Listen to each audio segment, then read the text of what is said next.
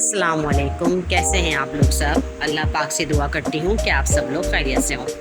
हम क्लासेस का आगाज़ कर रहे हैं। बिगनर्स के लिए क्लासेस हैं ये, और 15 डेज़ की क्लास होंगी जिसमें आप इंशाअल्लाह नॉर्मल कटिंग और स्टिचिंग सीख जाएंगे।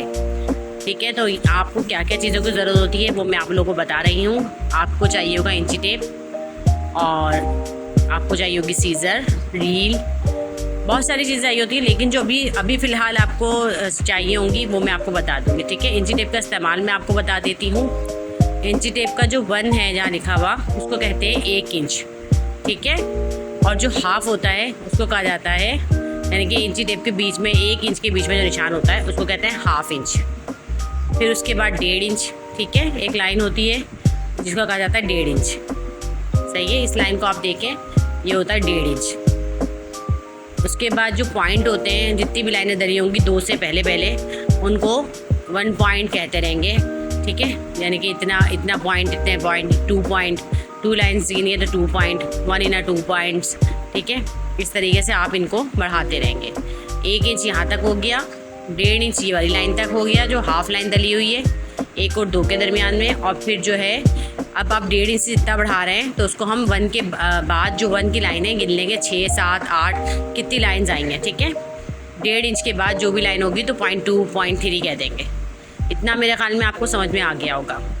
अब हमें क्या चाहिए होता है, मेन इंची टेप के अलावा सीज़र चाहिए होती है। अच्छा, सीज़र जो है ये हमेशा खोलने का अंदाज़ भी कुछ लोगों का गलत होता है, मैं वो भी आपको बताऊंगी। और सीज़र हमेशा अच्छी क्वालिटी के लिए, अगर आपको इससे अच्छी क्वालिटी की मिले तो आप वो लें। जो से हम किचन की सीज़र हो या कोई सी सीज़र यूज़ करते हैं तो कपड़े स्लिप होता है आगे की तरफ, तो ऐसा नहीं होना चाहिए। ये देखें, मैं आपको कटिंग करके बता रही हूँ, हमेशा सीज़र को छोटा खोलेंगे, इतना बड़ा कभी नहीं खोलेंगे। और नोक से हमेशा काम करने की कोशिश करेंगे, और नोक से ही आगे बढ़ाते रहेंगे सीज़र को, जैसे मैं भी कटिंग कर रही हूँ। ऐसे नहीं खोलना आपने, सही है, बहुत नॉर्मल खोलनी है सीज़र। ये बिगनर्स की क्लास है, जो माशाल्लाह से एक्सपर्ट हैं उनको तो पता है कि किस तरीके से सीज़र चलाई जाती है। आपने हमेशा नोक से काम करना है, कम से कम कैंची को खोलेंगे। यहाँ तक समझ में आ गया आपके? और अब मैं आपको बताऊँ, ये है ओपनर, ये भी आपके पास होना ज़रूरी है जब आप सिलाई सीखें। तो इसका देखिए इस तरह से कर्व बना होता है, और ये हमें किस काम आता है, अगर हमारी सिलाई गलत हो गई है तो हाथ से उधेड़ने में हमें दिक्कत आती है, तो हम इसको इस्तेमाल करेंगे।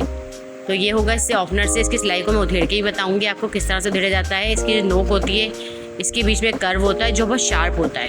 ठीक है, उससे हमारी सिलाई उधेड़ने में आराम से मदद देती है।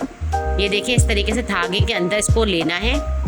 ठीक है, और ऐसे डाल के धागे को खींच लेना है। ठीक है, आप एक धागा खींचेंगे, 2-3 टाँके नुचते हुए आ जाएंगे। जब 2-3 टाँके नुच जाएंगे तो हम उसको हाथ से पकड़ के आगे पीछे से उधेड़ते रहेंगे, तो ये उधेड़ना हमारे लिए सिलाई बहुत आसान हो जाएगी।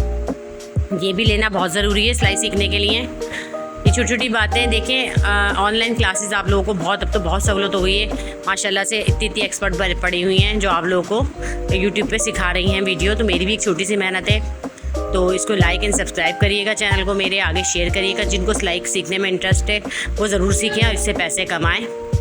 और मैं आपको एक टिप्स और दूँ कि हमेशा सिलाई के रेट बहुत कम रखिएगा शुरू में, तो आपके पास इंशाल्लाह कस्टमर बन जाएंगे। अब उसके बाद चॉक्स हैं मेरे पास, ये तो कुछ मेरी यूज़ हुई चॉक्स हैं, आपको बड़ी मिल जाएंगी उस शॉप पे से, तो अभी चॉक्स भी ले लें। और इनको पकड़ने का स्टाइल देखें, ये होता है। ठीक है, अगर आप उसको बीच में से पकड़ेंगे इस तरीके से बिल्कुल तो वो टूट जाती है। आपको पकड़ने का स्टाइल यही है कि थंब साइड में हो आपका, ऐसे आपने नहीं पकड़ना जैसे मैं दिखा रही हूँ आपको। पकड़ना कैसे, ऐसे लिटा कर। ठीक है, ऐसे यू शेप देना है आपने, कर्व देना है, तो ऐसे लिटा के पकड़ना है। आप 2-3 कलर्स की चॉक ले लें। ठीक है, तो ये ट्रेलिंग चॉक होती है, बआसानी आपको हर जगह से मिल जाएगी। इसको क्या कहते हैं, इसको कहते हैं कटर, और इसकी भी धार तेज़ होती है। ये छोटे छोटे टाँके जो हमारे निकल आते हैं सिलाई के दौरान, उनको आप हाथ के हाथ काटें हमेशा, उनसे नीटनेस आएगी आपकी कमीज़ में, बात के लिए ना छोड़ें।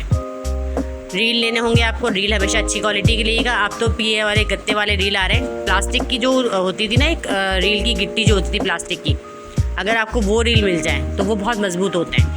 बस धागे को चेक कर लें आप कि धागा बहुत जल्दी टूट तो नहीं रहा, जोर लगाने से ही टूट रहा है ना, तो ठीक है। और अगर ये धागा फ़ौरन टूट जाता है तो फिर बेकार है, सही है।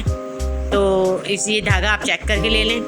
और मैं अब आपको बताती हूँ, एक बूट तो आपकी मशीन पे लगा होता है जिसको कहते हैं डबल बूट, और एक बूट होता है पाइपिंग लगाने के लिए, या कोई ऐसी लेस जो हमारी 1 साइड से लगानी पड़ेगी, हमें दूसरी साइड पे मोतियाँ वगैरह लगी होती हैं। तो ये मैंने 1 साइड जो बूट होता है, ये मेरा 2 साइड बूट है, समझ आए। कभी मैं इसको इस तरफ कर लेती हूँ पेज के साथ, ये मूव हो जाता है। अगर आपको ये मिल जाए तो आप ये लीजिएगा, वो वाला बूट नहीं लीजिएगा जो नॉर्मली पहले हम इस्तेमाल करते थे। इस बूट का ये है कि ये आराम से इधर उधर हो जाता है और बहुत अच्छे तरीके से काम करता है अपना, ठीक है। डोरी पाइपिंग और लेसेस वगैरह इसको आप आराम से लगा सकती हैं। देख लें इसका शेप इस तरीके से है, ठीक है। सुई इसके दरमियान में आराम से चली जाती है।